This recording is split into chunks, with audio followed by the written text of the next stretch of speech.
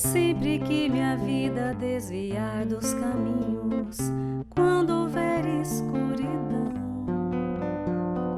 sempre que nas flores encontrar só espinhos, sentir fechar o coração, a tua luz buscarei, tua luz buscarei. Boa noite, né, gente? Que a paz do Divino Mestre Jesus esteja aí presente, né, em cada coração. Fazer uma música aqui antes da gente entrar no nosso tema, uma música do nosso irmão João Cabete, já desencarnado. Tanta música bonita dele, essa música que ele chamou aqui, denominou de Gratidão a Deus.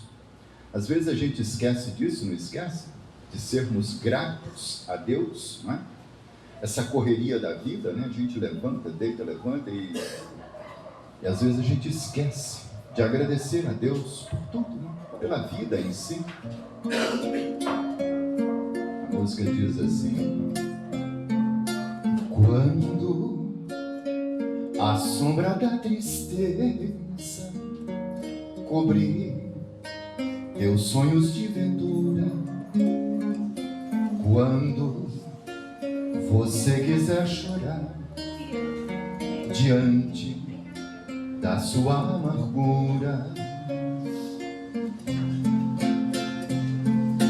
quando a dor bater a porta, ferindo bem fundo o coração, quando acaba a esperança e a vida amarga ilusão, olhe para trás, veja quanta dor, súplicas de paz, clamando amor, olhos sempre em trevas, mãos mendigam pão, bocas que não falam e risos sem razão.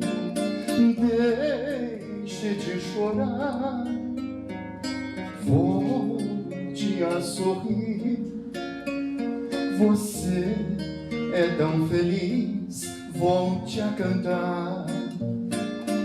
Faça uma prece, seja grato a Deus.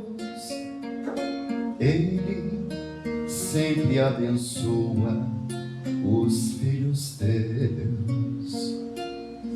Bonita, não é? Aí, gente. Estamos aí quase no final de março, né? São quase 3 meses após o Natal, né? E talvez aí seja possível que alguns de nós aqui ainda estejamos pagando alguma continha que fizemos no Natal. Tem algum carnezinho ainda sendo quitado? Não tem? Por quê? Porque nessa data nós vamos às compras, sim. Por que não? Todo mundo vai, por que a gente também não vai, não é? E aí a gente sai comprando tudo que vê pela frente, não é? No Natal. Natal é isso, né? É comprar. Tem um detalhe muito importante quando a gente vai às compras, que é a qualidade do produto que a gente está comprando, não é? Importante isso, não é? Porque senão a gente está pagando carne e o produto já acabou, não é? Se a gente não comprar um produto bom. E um item que é sempre bom a gente olhar, para a gente ver se o produto é bom, está ali na etiqueta do produto, não é? Quem é o fabricante do produto? Não é importante isso? A gente saber quem fabrica. Teve uma época que tinha um comercial na televisão que dizia assim, o vendedor falava assim, olha, esse produto aqui não é nenhuma Brastemp não, mas também é bom. Não tinha isso?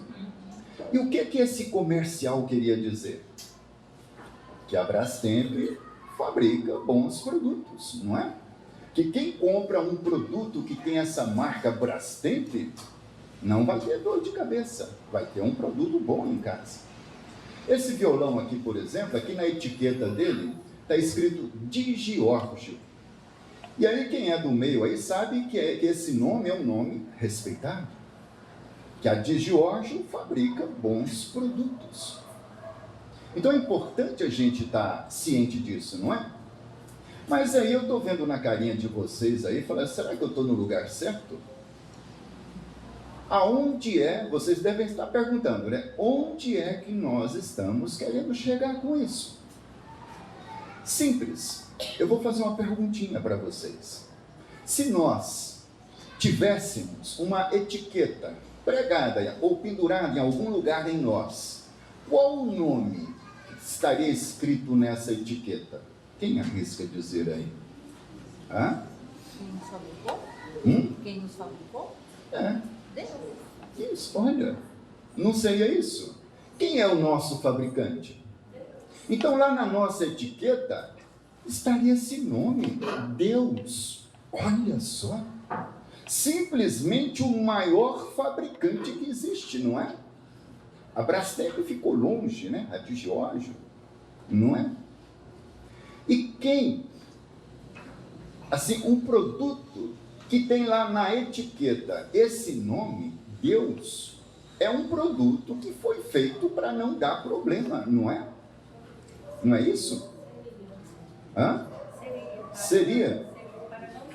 Mas não é assim que acontece, né? A gente costuma ter problemas, não é? E muitos. E com esse fabricante aí, se a gente começa a dar problemas, por que será? A primeira coisa que vem na cabeça da gente é que o produto está sendo mal utilizado, não é? E nós fazemos isso, não fazemos? Utilizamos o produto muito mal. Não é assim? Hã? Nós comemos muita coisa que não deveríamos comer. Deixamos de comer outras tantas que tínhamos que comer. Nós bebemos muitas coisas que não deveríamos beber. Nós perdemos noite de sono. Nós nos irritamos a todo momento. Nós guardamos mágoa, ressentimento, ódio. E todas essas coisas vão minando, não é? O equipamento aqui, o aparelho, não é assim? Vai fazendo com que o produto aqui passe a trabalhar de forma errada, com problemas. E a gente vai justamente ver isso aqui hoje, que é a nossa cura real, a cura definitiva. Será que a gente vai chegar nisso aí um dia? O que vocês acham? A gente vai chegar um dia que a gente não vai mais ficar doente? Vocês acham que chega? Quem acha que não? Chega? Será? Estamos sendo criados para isso. Todos nós vamos chegar à perfeição um dia, não vamos? E uma coisa perfeita não dá problema, não é assim? Então nós vamos chegar lá. Então, quando o produto começa a dar problemas, o que a gente pode fazer para ele começar a voltar a funcionar bem? Vocês sabem? Eu trouxe a receita aqui, ó. É a receita da nossa cura real, a nossa cura definitiva. A gente nunca mais teve problemas. Olha, que maravilha, hein? E aí a gente imagina uma receita dessa, tão importante assim, uma receita com vários itens, não é? Pois essa aqui só tem um item. Olha que coisa! Para a gente fazer o produto voltar a funcionar bem, o que a gente tem que fazer? Praticar a lei do amor. Olha, fácil, não é? Praticando a lei do amor, a gente não vai mais ter problemas. A gente pode até parar por aqui, encerrar a nossa fala aqui, porque está tudo aí. Mas aí, de repente, um garoto ali do fundo ali fala assim, mas tio, como que a gente pratica a lei do amor? Uma pergunta interessante, não é? E aí a gente diz assim, bom, nós praticamos a lei do amor através do exercício da fraternidade. Pronto, a gente exercita a fraternidade, com isso estamos praticando a lei do amor. E aí a gente vai chegar nesse ponto aí, de não termos mais problemas. Teve um irmãozinho nosso lá em Brasília, que encontrou essa fórmula, né, para a gente estar exercitando a fraternidade, e ele fez uma música, Hino à Fraternidade. Olha o que ele colocou aqui assim. É nesta seara que aprendo o caminho das flores dos campos, da luz do carinho. Feliz foi a hora em que te encontrei, pois que te encontrando também eu me achei. Oh, fraternidade, cantinho do além, tu és na verdade mais um grande bem. Oh, casa bendita, abrigo de amor, que eleva minha alma ao Pai Criador. Fraternidade, fraternidade, fraternidade,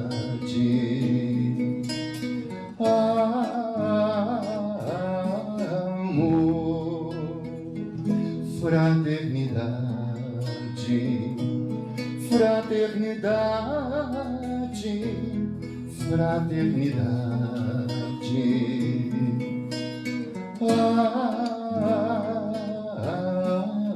amor. Bonita, não é? Tá aí. Aí o garotinho lá do fundo fala assim, mas tio, ficou do mesmo tamanho. Como que a gente exercita a fraternidade? Bom, aí a receita vai aumentar um pouquinho, a gente vai ter que desmembrar essa receita. Era um item só, agora vão ser 3 itens. Continua fácil, não continua? Para a gente exercitar a fraternidade, a gente precisa trabalhar a caridade, a paciência e o perdão. O que a gente tem que fazer? Trabalhar a caridade, paciência e perdão. Só isso. Olha como ficou fácil, né? A caridade é aquela questão da gente estar fazendo o bem a todos, né? Tem uma frase antiga que diz assim, fazer o bem sem olhar a quem. Isso é a caridade, não é? Que é o amor em prática. O segundo, qual o segundo item? Caridade? Paciência. A paciência a gente tem que estar policiando ela o tempo todinho, não é? Vocês já ouviram alguém falar assim, eu sou muito humilde? Vocês já ouviram? Ou alguém aqui fala isso de vez em quando? Fala. Talvez a gente não fala não, mas a gente se considera, não é? Todos nós, não é? Todos nós nos consideramos humildes. Principalmente quando está dentro de uma casa espírita, não é? Ou fazendo uma palestra, então, aí é uma humildade assim que dá dó, né? Não é? Mas como que a gente pode, como que eu fico sabendo se eu sou realmente ou não humilde? Ou qual o tamanho da minha humildade? Vocês sabem? Esse segundo item aí. A paciência. A paciência mede a nossa humildade. A nossa humildade é exatamente do tamanho da nossa paciência. Pronto. A partir de hoje acabou. Não vamos mais ter dúvidas. Aquela horinha que acabou a paciência, minha humildade é essa. Desse tamanho aí. Né? O terceiro item que a gente considera assim, que tem mais a ver com a gente, que é o perdão, né? Nós somos assim muito imediatistas, né? Queremos tudo para ontem. E o perdão nos atende plenamente nesse nosso quesito aí. Quando a gente perdoa, o alívio é imediato, é na hora. A mágoa, o ressentimento, o ódio, é como se a gente estivesse carregando aqui um bujão de gás nas costas. Aí naquele momento que a gente perdoa, jogamos ele fora, jogamos ele no chão. O alívio é na hora. E nós trouxemos aqui uma história, né, para a gente ilustrar essa questão. Essa é o caso de uma senhora. Essa senhora sofria com uma bronquite crônica. Foram muitos anos com esse problema. Essa história está relatada lá no livro Perdão, o Caminho da Felicidade, do Nelson Moraes. Um livro muito interessante. E essas histórias são reais. São pessoas que foram atendidas na casa que ele montou, que ele dá uma assistência. E ele reuniu alguns casos e colocou nesse livro. E o caso dessa senhora, ele conta assim, que essa bronquite crônica, né? Essa senhora foram muitos e muitos anos de tratamento e ela não conseguia se curar. Essa senhora, ela tinha na casa dela uma farmácia. Todos os medicamentos que ela conhecia para esse mal, ela tinha na casa dela. Essa senhora, ela foi em todos os médicos que falaram para ela que era bom. E ela nunca conseguiu sarar. Até que um dia, essa senhora estava na antessala de um consultório, ia ser mais uma consulta dela, e ela conversando com uma outra senhora, e contou o drama dela, esses anos todos, sofrendo com aquele mal. E a outra senhora ouvindo aquilo, calada. Quando ela terminou, a outra senhora falou para ela assim: ô minha irmã, a senhora já procurou um centro espírita? Aquilo foi uma bomba, né? Ela nunca tinha pensado nisso, centro espírita. E a outra ficou com medo, né? Calou um pouquinho. A hora que ela voltou ao normal, ela puxou conversa de novo, né? Falou, quem sabe, né? Aí esse quem sabe, a outra tomou coragem de novo, falou, pois é, a senhora nunca experimentou, pode ser, né? Eu conheço um centro muito bom, que tem um tratamento que ajuda muita gente. E aí passou o endereço para ela. No outro dia ela estava lá, foi lá no centro, conversou lá com o rapaz. O rapaz falou para ela, a senhora vai ter que vir aqui tal dia, a senhora vai passar por uma triagem, e aí eles vão marcar os dias do tratamento para a senhora.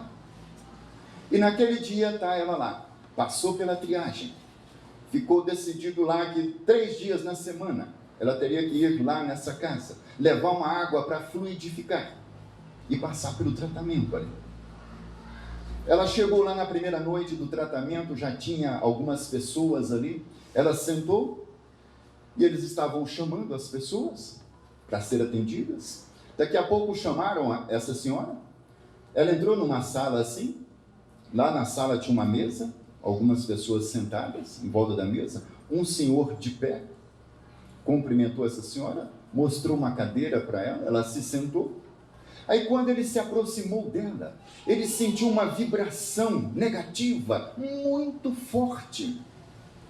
Aí intuitivamente ele perguntou para ela, minha irmã, a senhora tem alguma mágoa de alguém? Quando ele perguntou isso, ela desabou, mas ela chorou muito. Hora que passou o choro, ela falou para ele assim, olha, eu nunca contei isso para ninguém, mas eu vou contar para o senhor. Há muitos anos atrás, eu era uma pré-adolescente, lá no interior do Uruguai. Essa senhora era uruguaia. Lá no interior do Uruguai, na minha cidadezinha, eu estava no colégio, na hora do recreio. Eu estava conversando com um garoto que ela tinha uma...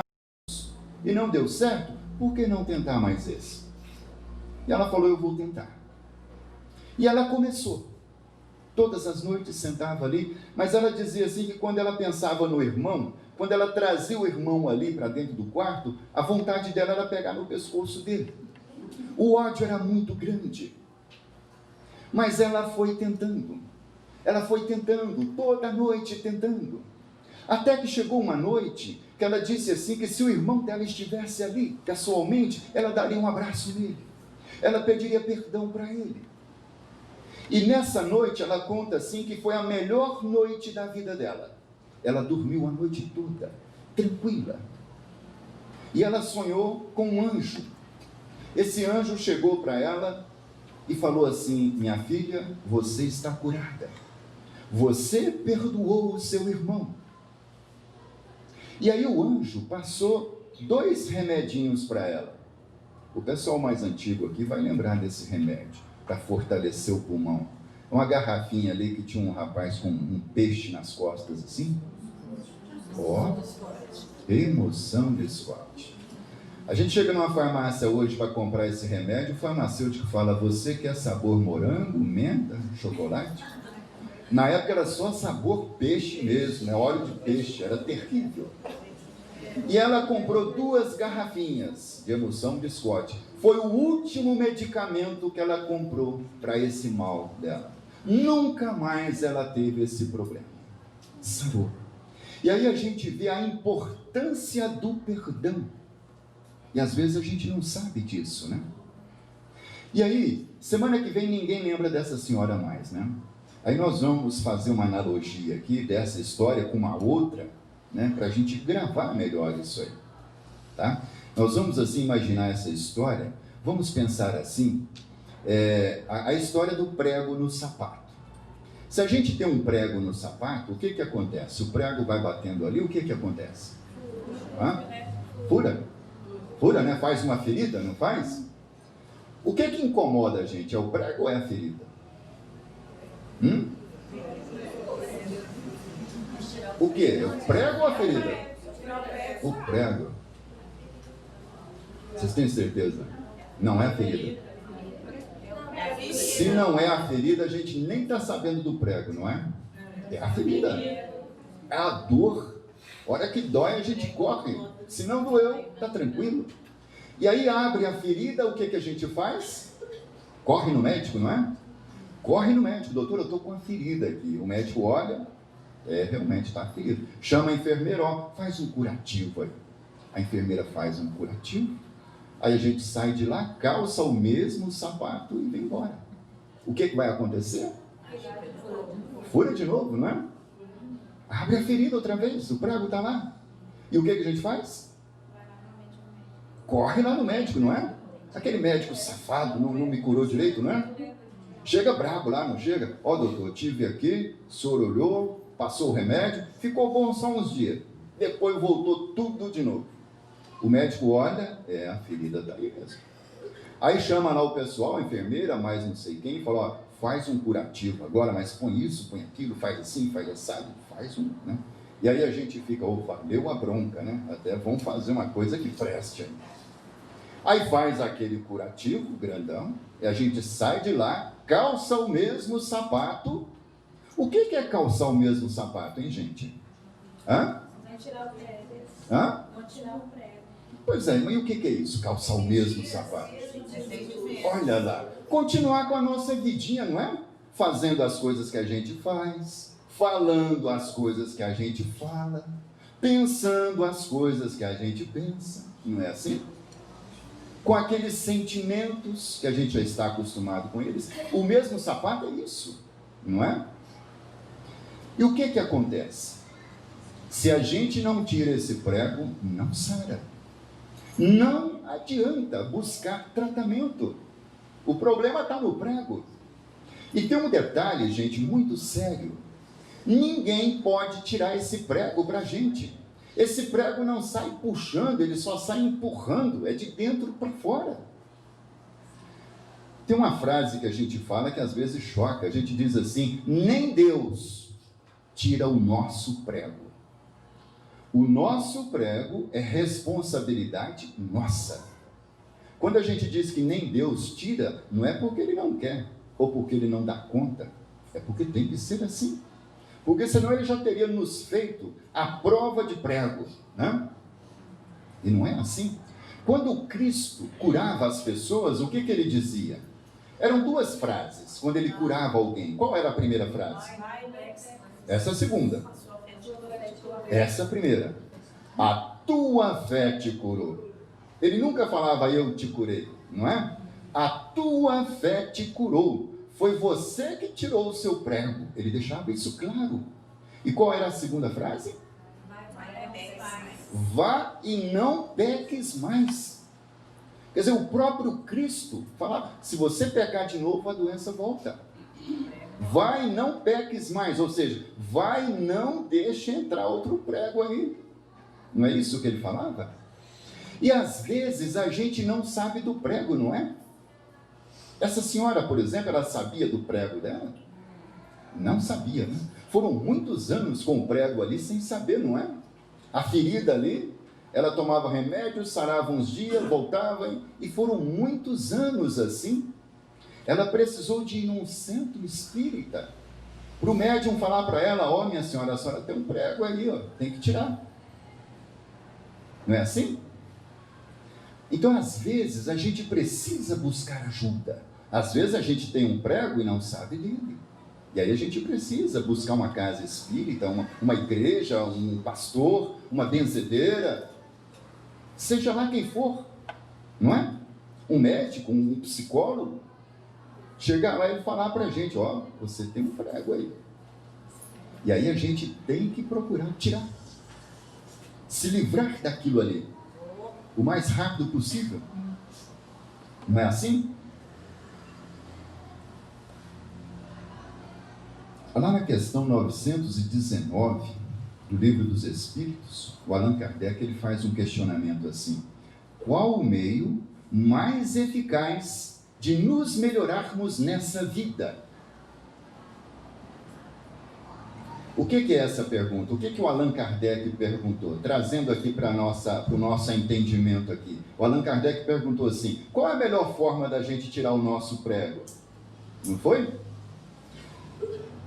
Qual o meio mais eficaz para nos melhorarmos nesta vida e resistirmos ao mal? Qual a melhor forma da gente tirar o nosso prego e não deixar entrar outro? Aí a resposta foi o seguinte: um sábio da antiguidade já vos disse, conheça-te a ti mesmo. A chave está aí. A gente precisa se conhecer, para a gente poder saber. Que prego é esse que a gente tem aí? Né? Cada um aqui, eu imagino assim, pelo semblante assim, cada um está pensando em algum preguinho que pode ter por aí, né? Pelo jeito ali, parece que tem um prego grande ali, né? O fato é que a gente tem os nossos pregos, né? E às vezes a gente não quer, nós falamos aqui que às vezes a gente não sabe dele, mas às vezes a gente sabe, não é? Às vezes a gente sabe e faz questão. Tem gente que fala assim, ó, eu nunca vou te perdoar. Não tem? Tem pessoas que falam isso? Quando a pessoa fala isso, eu nunca vou te perdoar, o que ela está falando?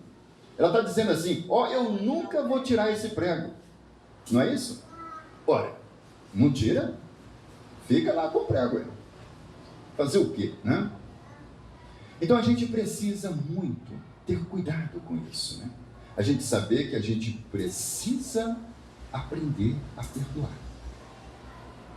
A gente saber a importância do outro na nossa vida. A gente saber que a única forma que a gente tem para a gente estar se deslocando na nossa caminhada evolutiva, rumo à nossa cura real, definitiva, é fazendo o bem para o outro. Ou seja, praticando a caridade. Não tem outra forma, é a única. A gente só caminha, a gente só se desloca na nossa caminhada evolutiva, fazendo o bem para o outro. Não tem outro jeito. Vamos puxar pela nossa memória aqui agora, falta 20 para as 9, mais ou menos. Da hora que nós levantamos até agora, fizemos algum bem para alguém? Fizemos. Vamos puxar pela memória. Hoje, ajudamos alguém? Falamos alguma coisa que pudesse melhorar a vida de alguém? Fizemos isso? Não fizemos? Se não fizemos, o que aconteceu? Ficamos parados. Ficamos estacionados na nossa caminhada evolutiva. E isso não é bom para nós.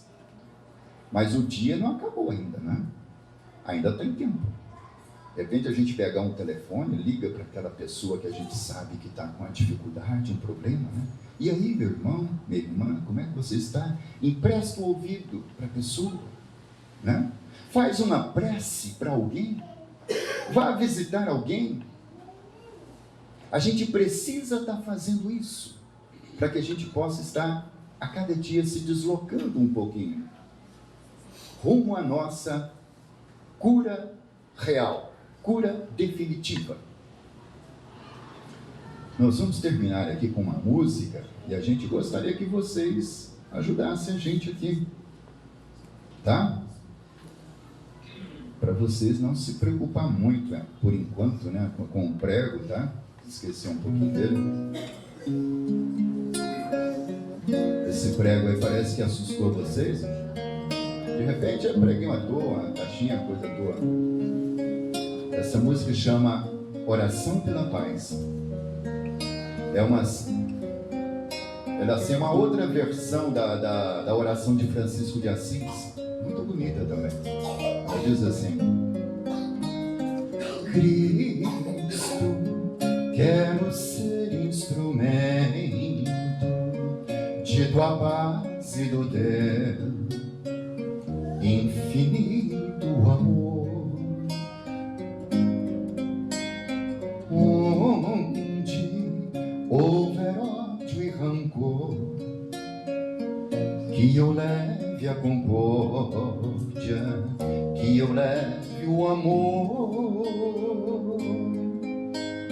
onde a ofensa que dói, que eu leve o perdão, onde houver a discórdia, que eu leve a união e tua paz,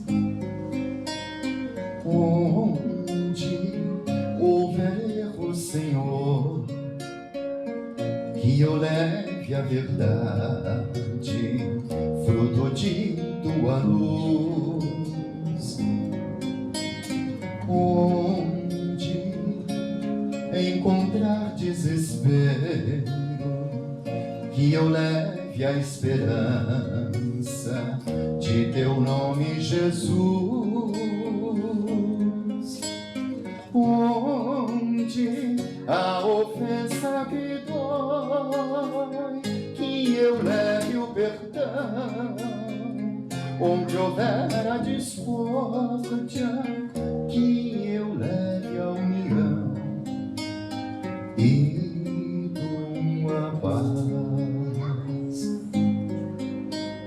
onde encontrar um irmão a chorar de tristeza, sem ter voz e nem vez.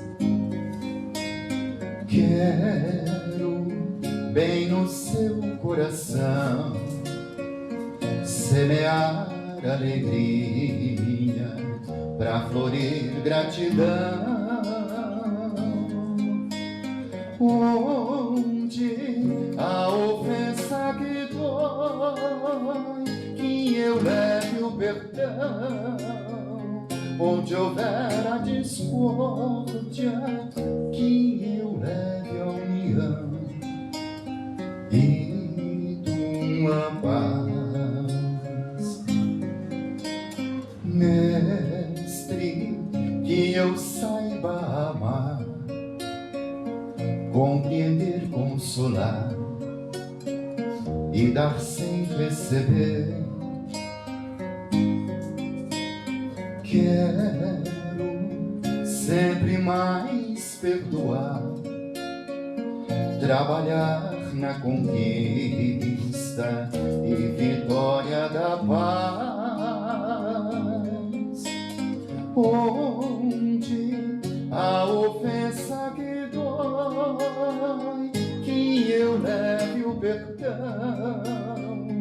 onde houver a discórdia, que eu leve a união e tua paz.